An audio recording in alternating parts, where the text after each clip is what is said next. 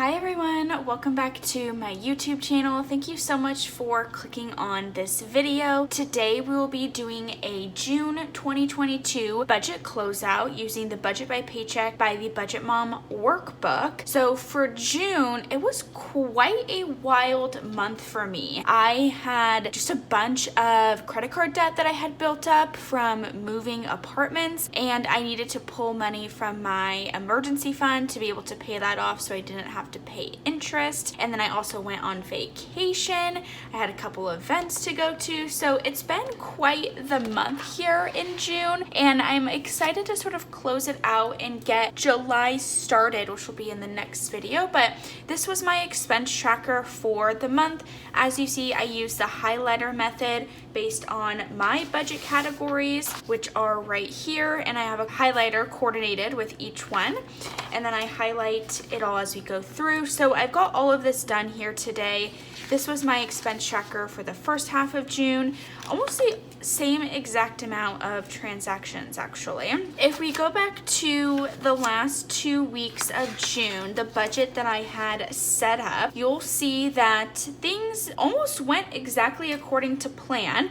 And I will say, when we get to the extra debt, there is some numbers I need to calculate. A viewer actually pointed out to me that my numbers did not add up right here, and I'm so thankful for that because I was a little bit confused at first as what she was saying, and then when I went and redid the numbers, I was like, oh yeah, I actually did miscalculate this, but I miscalculated it for the better versus for the worse. So I still had more money, I just didn't incorporate it here. So for my income, it was exactly as I had predicted. My work was $1,651, plus I had a commission check of $663, and then I got some birthday money as well that I just transferred from Venmo, and that gave me $2,814 in total income for the month. The rent was exactly as I had planned. I'm doing a new way of saving for rent, so each paycheck I'm basically saving or paying half. The first week of the month, I will be using the money to pay for rent, and then the paycheck I get in the middle of the month, I'm basically saving that amount. So I have a separate little checking account that I'm using to save, and then I have a little bit more flexibility with sinking funds to save for, paying off extra debt,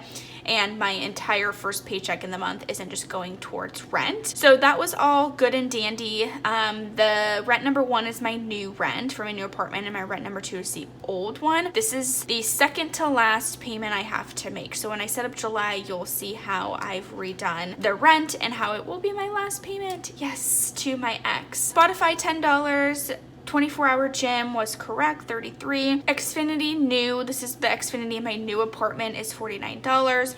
And then the Xfinity in the old apartment is $74. I actually took out what my ex owes me for this Xfinity out of rent. So the rent numbers does incorporate the Xfinity subtracted. Hulu was correct. Therapy, I ended up having an extra session, so it was $25 more. And then Acorns, I forgot that I have a little subscription thing for it, so it was $3. So that brings our bill total for the second half of June to $1,488, leaving us with $1,326.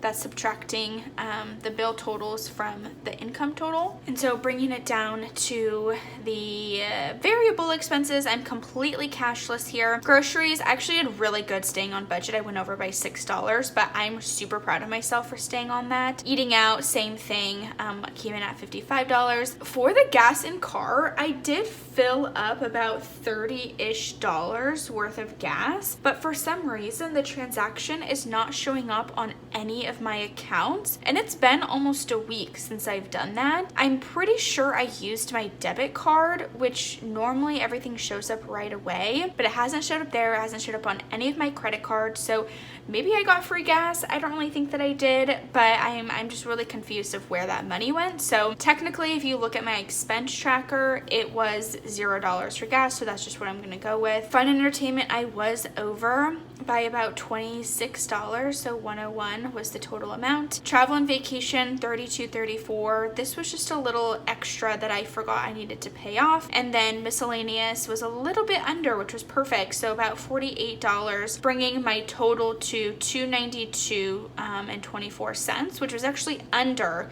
what I had budgeted, so that's fantastic. But with the increase in these bills total and then like the subtraction being under over here, it actually came out to the exact same leftover, which was so shocking, but that's fine. $1,033 left over. I did end up putting $538 towards my emergency fund. When I was closing out my books, I realized I had $38 left over, and I decided to put all of that towards the emergency fund that I'm trying to build back up. I had $10,000, and then I took about $5,000 to deal with just really unexpected moving expenses and having to leave the apartment I had shared with my ex-boyfriend. That's sort of what I needed to do, but now I'm sort of working to build it back up to that $10K mark. So after the $538, I'm left with $495. I put about $252 towards credit card debt. So Discover is completely paid off at the $155 as I put towards that. Alaska Airlines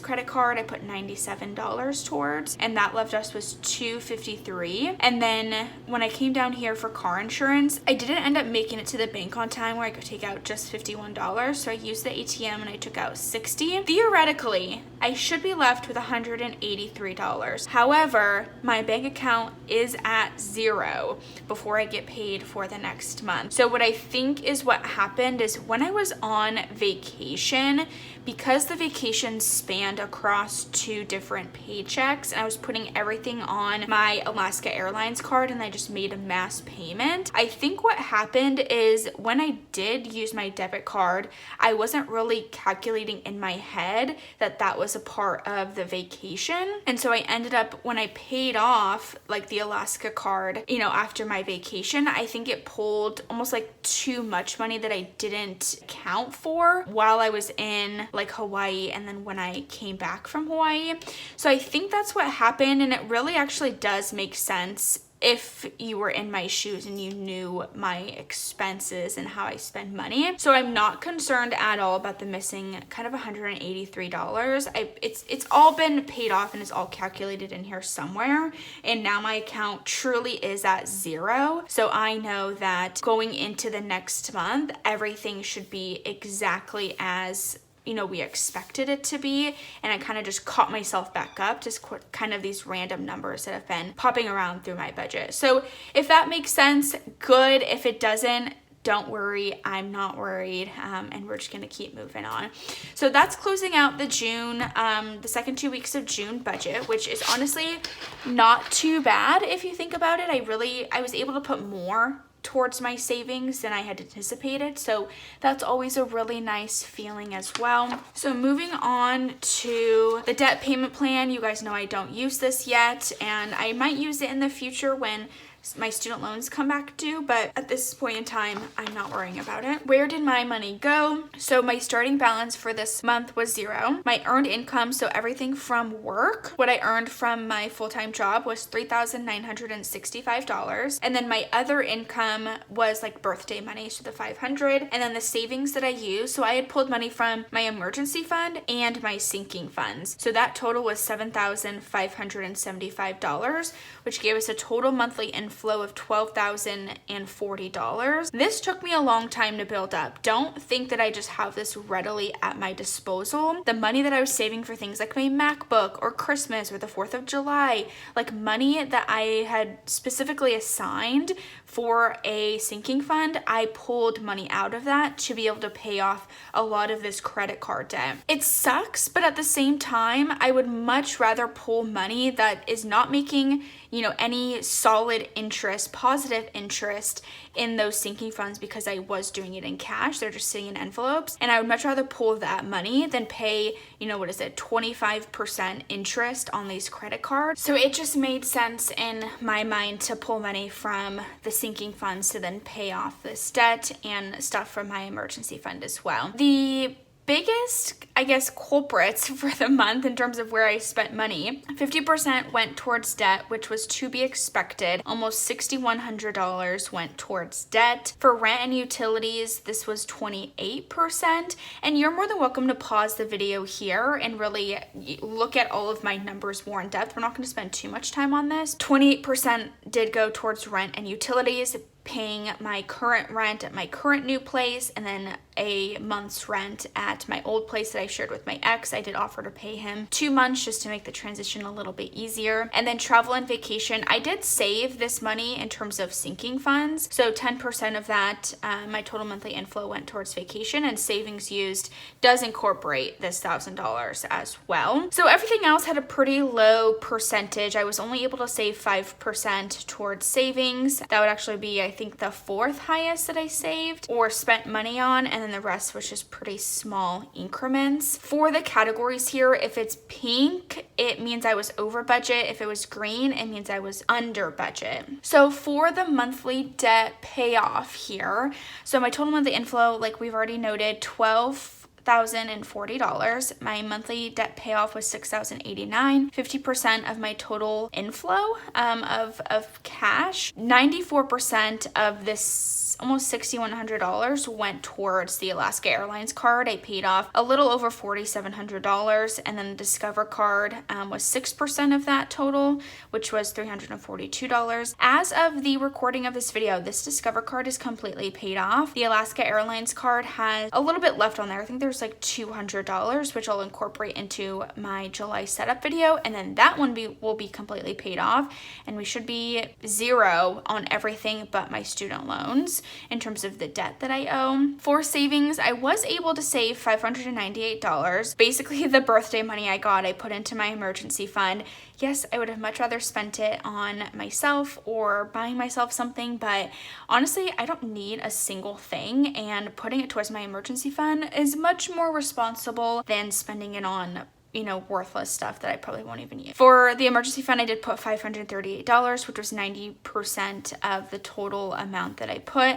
And then for sinking funds, this was my car insurance. I put $60 towards that as well. So not too bad of a month. I am kind of disappointed that I had to put so much money from my own savings. I had to pull all that money to pay off debt, but I'm still left with a good chunk of change in my emergency fund. As mentioned, I had a $10,000 emergency fund, and then I pulled about $5,000 of it to pay off debt. So I'm slowly working to build that back up to the $10K mark before I really start putting a lot of money towards other things.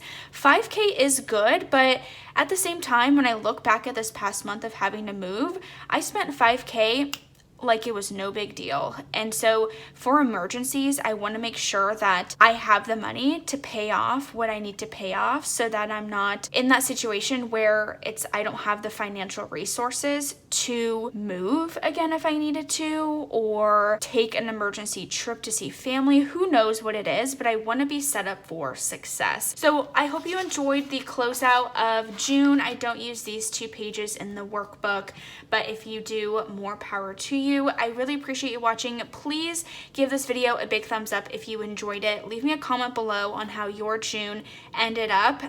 Where did you go over budget? Where did you stay under budget? What were some of your favorite financial wins for the month? I always love hearing those. And if you haven't already, hit that subscribe button in the bottom corner down here. It really does help out my YouTube channel, and it's completely free, so it costs you $0. But thank you all so much for watching. I hope you have a wonderful day wherever you're watching this, and I will see you in my next video. Bye!